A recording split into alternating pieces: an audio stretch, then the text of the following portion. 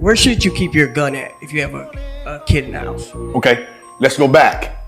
How old is your child when you teach your child firearm safety? Okay, let's just say you keep your gun in the safe, right? You can send a little lock box right next to the bed. Okay? Middle of the night, boom, you hear somebody kicking your door in, they're hauling ass to your room, ready to spray you up. How long is it gonna take you to get that gun in the safe? I can leave my gun on the counter if my child already knows firearm safety. Now, go back to my question. How old should a child be before we teach them firearm safety? Garbage. How old were you when your parents taught you not to stick your finger in the light socket, touch the stove, play with knives? You couldn't even talk. Barely could walk. Perfect example. Some stuff you just didn't play with, right? Mommy and daddy taught you look left, look right, look left before you walk across the street. Did you play with traffic? Some shit you just not gonna. Connecticut's HB 6667 has left the House and passed through the Senate, and we are perhaps hours away from having a law that will not do what they claim it's supposed to do.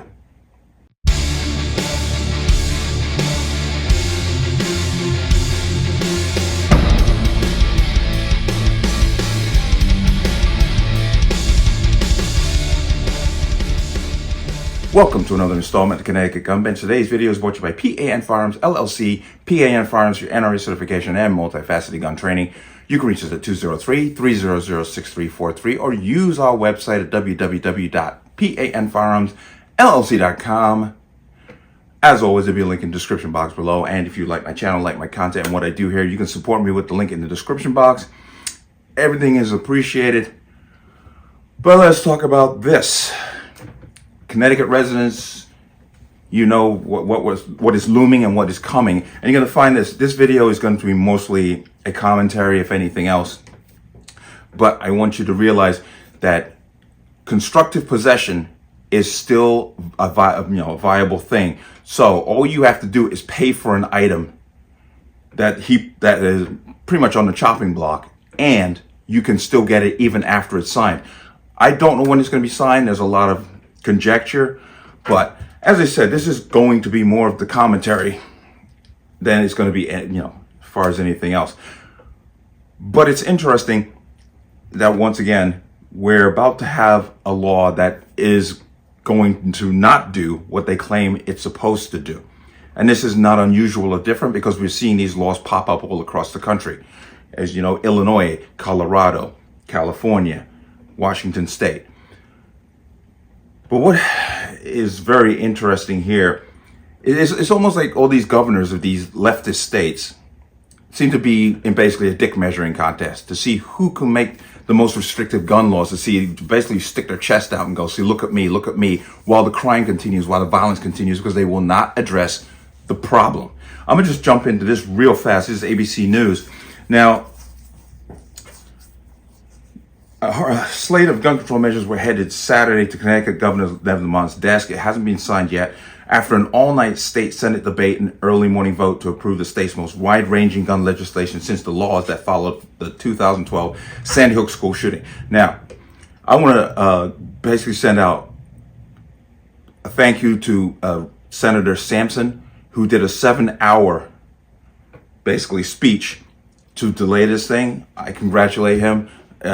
It's unfortunate that we have a lot of rhinos in this state. This is a blue state, and well, logic and common sense are not, they're not big things that that are applied. But let's go on. Lamont, a Democrat, plans to sign the measure. He said in a statement that the legislation would modernize our firearms safety laws in a smart and strategic way to help prevent tragedy from happening. So let's understand. Making a law that bans things from bans specific items from the hands of the public is going to make things safer. Like I said, common sense and logic are not involved in this whole thing. But among other things, the changes would ban openly carrying firearms because criminals really care about that, and prohibit selling more than 3 handguns within 30 days to any one person, with some exceptions for instructors and others. The Constitution is not based on that, on the, feel good, it's not based on a feel good ideal, but Other provisions include expanding Connecticut's current assault weapons ban to include some other similar weapons, talking about others, stiffening penalties for possession of large capacity magazines, changing from a D, Class D to a Class A, if I'm not mistaken, expanding the safe storage rules to more settings, and adding some domestic violence crimes to the list of disqualifications for having a gun. I'm not sure what any part of that is going to do when it comes to violence in the state, but the measure passed the Senate 24-11 following a 96-51 House vote last week. Democrats control both chambers, and that's the problem with this state. Okay, I'm going to come down to here. This, here comes our gaslighting governor, but in Connecticut, Republican lawmakers have complained that majority Democrats are pushing law-abiding gun owners, or punishing, not targeting criminals who commit gun violence, because that's not the point of this. And I'm going to get to that in a minute. Lamont, however, maintained that the overwhelming majority of Connecticut residents supports the changes. What overwhelming majority of Connecticut residents? Did he go to CAGV, the anti-gun group, and just ask them specifically? Okay, who is this majority? You notice how he just says it, but doesn't supply any information to back it up. It's bullshit. Okay, he just made that up. Quote, they want to live in a community that has common sense measures that encourage gun safety and prevent harm from impacting our neighborhoods and homes, he said. Okay, let's come out of that. Bullshit. Okay. What this is about, write this down, record this video, bookmark it. I'm telling you what's going on here. This is going to be the foundation for the next set of gun control laws. That's what this is about. None of what he's proposed in this bill that he's going to sign into law is going to prevent violence. Nothing. But that he knows that. Don't think he's delusional. Don't fall into that trap of saying, oh, he just doesn't know what he's doing. He knows what he's doing. He is creating a foundation because when the violence continues, he's going to, just like he did the last time. Remember that clip where he was, speaking in front of, on the House floor. And he said, but one death too many. One death is one too many, and we need to do more. That's exactly what is going to happen. When the violence continues, not at the hands of the law-abiding, but at the hands of the criminals, he's going to step up to that podium and say, despite having some of the safest gun laws in the country, we need to do more. And he's going to start proposing even more gun bans. We know for a fact that this law flies in the face of Bruin in the fight, and he knows it too. But we have to spend our money to fight him while he spends our money to defend it. That's the problem.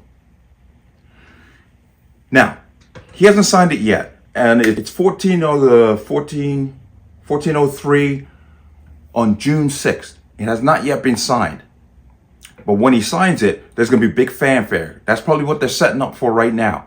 He's going to have victims of gun violence behind him as he signs saying, we're making Connecticut safer, knowing good and damn well nothing he is signing is going to do what he is gaslighting you into believing it's going to do. Because this is going to be, I've already said it, I'm going to repeat it, this will be nothing more than a foundation for the next set of gun control laws that he's going to push because the violence will continue. He's not addressing the problem. And that is truly, and this goes across the board, across the country. All of these gun control laws do not address the problem. And that is by design. It's so they can push more gun control on the foundation they've already created. That's what this is about. Lamont, I thought after 8 years of Malloy, we just couldn't do any worse. I really did. But, we're becoming more and more progressive in this state. And this progressive ideal is an affront to common sense. Okay? Common sense is not a virtue when it comes to being a liberal progressive.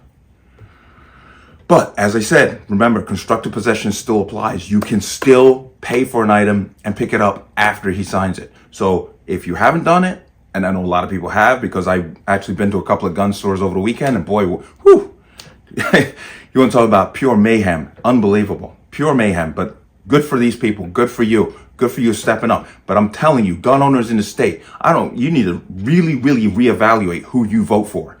And some guy was telling me that the number of gun owners in the state, if all the gun owners in the state voted their rights first, we would never have to worry about a Democrat majority, ever, because there wouldn't be one. But people put other ideals that are not even vaguely important ahead of your rights. You got to start measuring that out. And I'm hoping that people are starting to catch on watching what is happening with this bill. But that's my commentary.